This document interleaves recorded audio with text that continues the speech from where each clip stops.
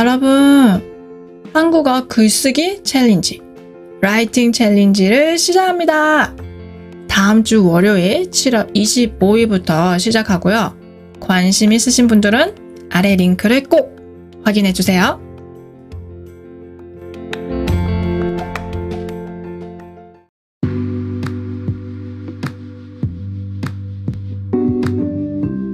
안녕하세요. 히야 한국어 히야입니다. 옛날 어느 마을에 양치기 소년이 살고 있었어요. 어느 날 이 소년은 너무 심심해서 마을 사람들한테 장난을 치기 시작했어요. 늑대가 나타났다! 늑대가 나타났어요! 마을 사람들은 허겁지겁 소년을 향해 달려왔어요. 늑대가 어디 있니? 하지만 양치기 소년은 아무 일 없었다는 듯이 얘기했어요. 그냥 심심해서 장난친 거예요. 늑대가 어딨어요? 마을 사람들은 소년의 장난에 어이없어하며 집으로 돌아갔어요. 며칠 후, 소년은 또 심심해졌어요. 그래서 며칠 전과 똑같은 장난을 쳤어요.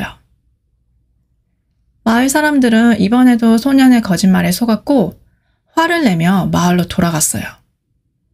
그러던 어느 날, 이번에는 진짜 늑대가 나타났어요. 양치기 소년은 깜짝 놀라 큰 소리로 외쳤어요. 늑대가 나타났다! 늑대가 나타났다! 하지만 아무리 외쳐도 마을 사람들은 아무도 나타나지 않았어요. 그 사이 늑대는 양들을 모두 잡아먹어 버렸어요. 양치기 소년. 이 이야기의 교훈은 거짓말을 하지 말자입니다. 거짓말을 하면, 특히 반복적으로 거짓말을 하면 신뢰를 잃기 때문입니다. 우리 모두는 다 알고 있어요. 거짓말을 하면 안 된다는 것을. 근데 우리가 살다 보면 거짓말을 하는 사람들을 만나게 되잖아요? 심지어 거짓말을 밥 먹듯 하는 사람들도 만나게 돼요.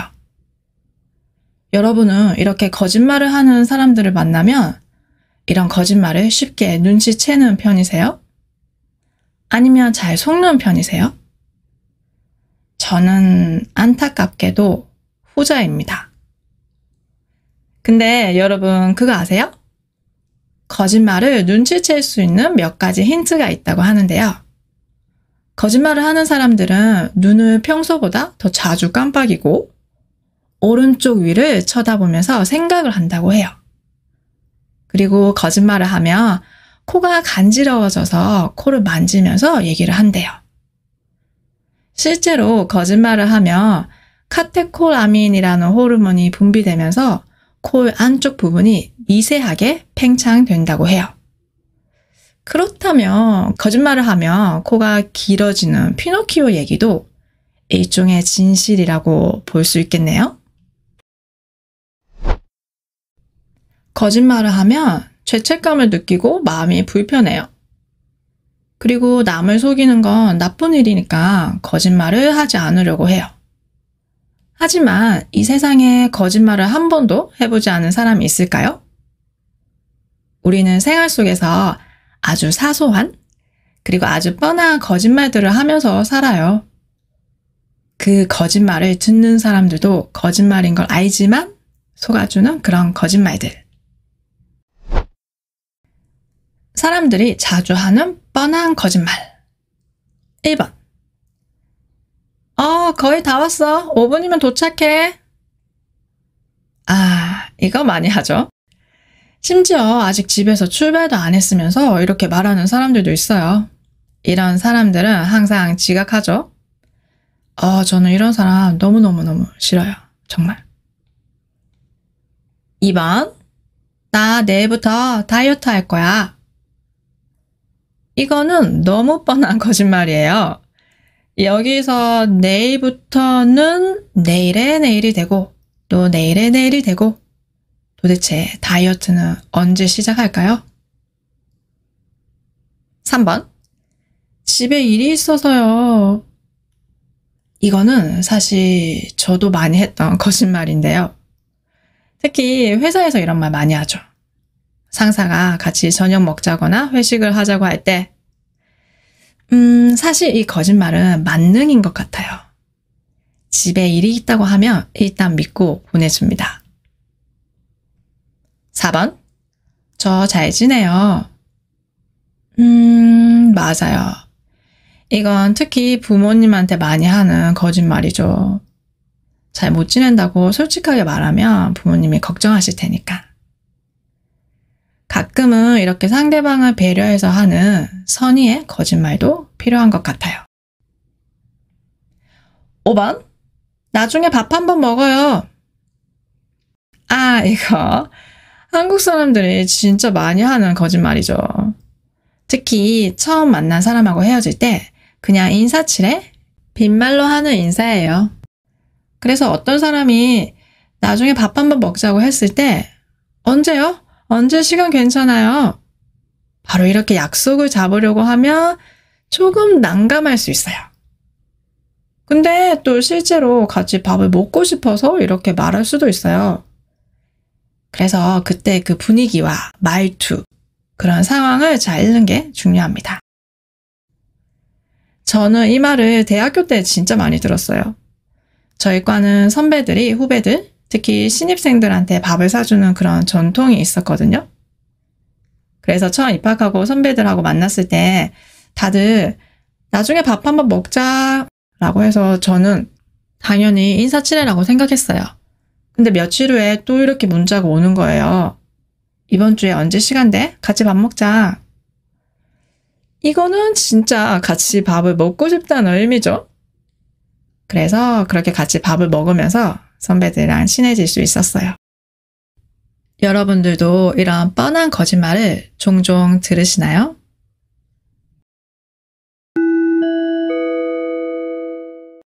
오늘의 단어입니다. 1번. 아어버리다. 이 표현은 동사와 함께 쓰고 동사에 대한 감정을 표현할 때 쓸 수 있어요. 예를 들어서 집에 케이크 한 조각이 있었는데 동생이 다 먹었어요. 이때 동생이 케이크를 다 먹었어요 라고 하면 그냥 객관적인 사실만 얘기하는 거예요. 아무 감정 없이.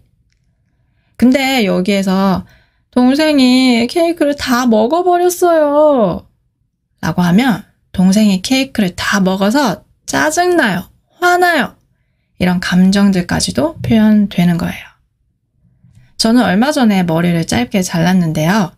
여기에서도 머리를 잘라서 너무 시원하다, 좋다 이런 감정들을 표현하고 싶으면 날씨가 더워서 머리를 짧게 잘라버렸어요 라고 하면 단순한 사실뿐만 아니라 이 상황에 대한 제 감정까지도 표현할 수 있는 거예요. 그래서 아까 양치기 소년의 늑대 이야기를 다시 해보면 늑대가 양들을 다 잡아 먹었어요. 그래서 이때도 늑대가 양들을 다 잡아 먹어버렸어요 라고 하면 그래서 너무 속상해요.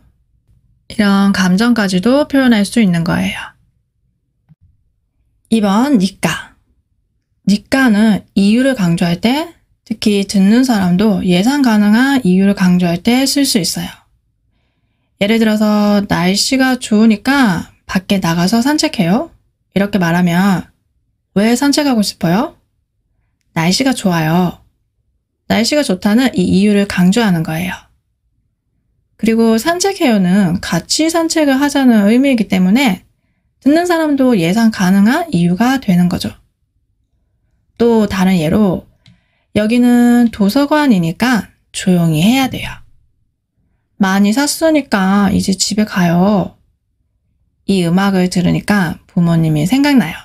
이렇게 쓸 수 있어요. 그리고 니까는 이유를 강조하기 때문에 이유만 얘기할 때도 문장의 끝부분에 니까를 쓸 수 있어요. 예를 들어서 결혼을 할 커플이 있는데 이제 이렇게 물어보는 거예요. 나랑 왜 결혼하고 싶어요? 이렇게 물어보면 사랑하니까 이렇게 이유만 간단히 얘기할 수 있어요. 이런 것 드라마에 많이 나오죠? 아까 거짓말 얘기로 돌아가면 저는 거짓말을 하지 않는 이유를 강조하기 위해서 이렇게 얘기했어요. 남을 속이는 건 나쁜 일이니까 거짓말을 하지 않으려고 해요. 그리고 또 부모님에게 잘 지낸다고 거짓말을 하는 것도 그 이유를 강조하고 그 이유는 여러분도 어느 정도 예상 가능한 이유예요. 그래서 여기서도 잘 못 지낸다고 솔직하게 말하면 부모님이 걱정하실 테니까 이렇게 말할 수 있는 거예요. 3번 뻔하다. 뻔하다는 깊이 생각해보지 않아도 알 수 있을 만큼 확실하다는 의미예요. 아까 우리가 뻔한 거짓말들에 대해 얘기했는데 이 거짓말들은 사실 듣는 사람도 알아요. 깊이 생각하지 않아도 이게 다 거짓말이라는 것을 아는 거예요. 그래서 뻔한 거짓말이라고 할 수 있죠. 이 뻔하다는 보통 뻔한 거짓말 이렇게 많이 쓰고 그리고 드라마나 영화에 대해서 얘기할 때도 많이 써요. 드라마의 줄거리가 충분히 예상 가능한 경우 이 드라마는 너무 뻔해요. 이렇게 말할 수 있어요. 예전에 한국 드라마에는 부자 남자하고 가난한 여자가 사랑에 빠지는 그런 내용들이 많았어요. 그럼 이때도 안 봐도 뻔하네. 이렇게 말할 수 있는 거예요. 요즘 한국 드라마는 뻔한 내용이 그렇게 많지 않은 것 같아요. 그래서 더 흥미로워요.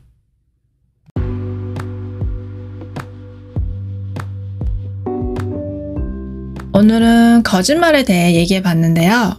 오늘 에피소드가 좋았다면 좋아요, 구독, 팔로우 꼭 해주시고요. 제 홈페이지에 가면 스크립트도 확인할 수 있습니다. 오늘 배운 단어와 표현들 복습하는 것도 잊지 마시고요. 오늘도 들어주셔서 감사합니다. 다음에 또 봐요. 안녕!